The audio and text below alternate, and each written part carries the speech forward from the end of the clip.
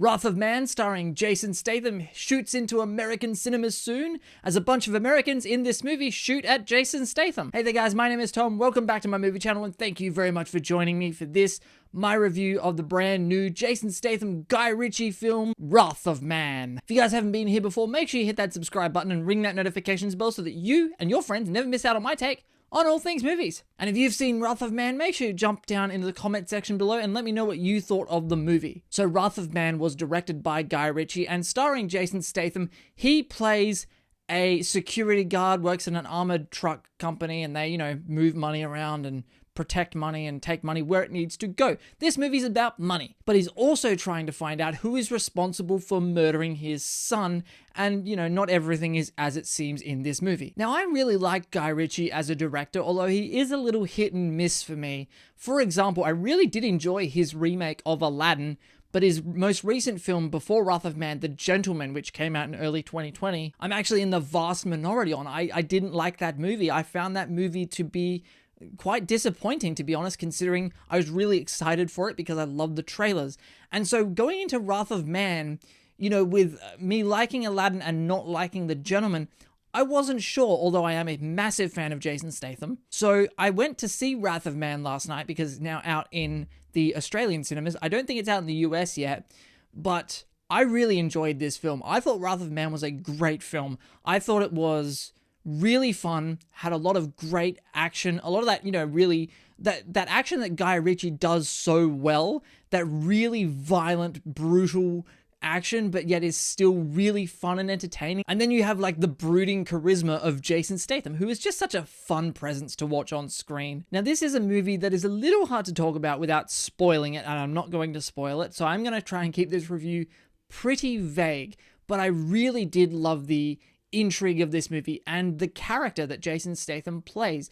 There's a lot to his character, and as I hinted at before, not all is as it seems, and in typical Guy Ritchie fashion, of course, there are quite a few twists and turns along the way, which in large part do work in the movie's favor. And my favorite part of the movie was the entire first act. I really enjoyed the first act of the movie. The second act of the movie is basically one giant flashback sequence, and it introduces our villain characters of the film.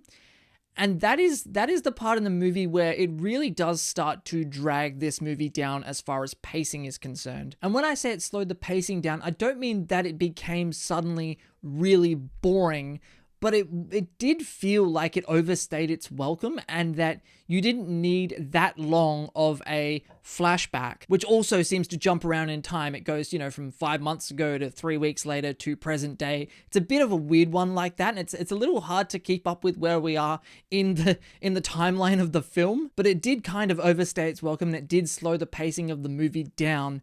And that leads us into the third act of the movie, which is enjoyable overall. I did feel like it was a little bit anticlimactic at the end of the movie, only because I thought the ending should have packed a bit more of a punch, no pun intended. I just kind of wanted a bit more of an oomph to the ending, if you know what I mean. And I know that's not really a technical term that we use in film criticism, but I'm going to use it. I just said the word oomph. The thing about Guy Ritchie movies, and the thing he always seems to do really well, even in a movie like The Gentleman that I wasn't a big fan of, the dialogue is sensational. It's quick-witted, it's funny, it's sharp, it's like on point. Every single line is pretty much perfection. Even the emotional setup that they have of Jason Statham with his son in the movie, and we really only get one scene between him and his son in the film, and that was enough. They did so much with so little in that scene of setting up that the bond between the father and the son of the movie, so that when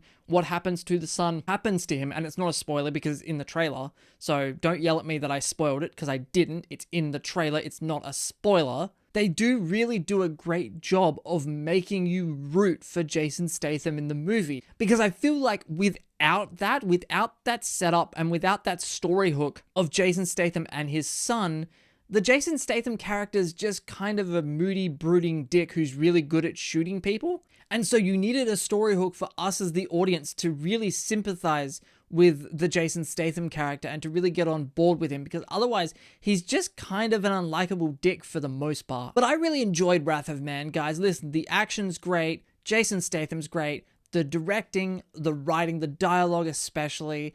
Yes, the second act and the overextended flashback really does kind of drag the movie down. The villains kind of are the worst part of the movie. But overall, I thought it was a really fun film and it's a win for me. I enjoyed this film greatly and I recommend that everyone go and see it when they have the chance. So thank you very much for watching, guys. I hope you enjoyed this review.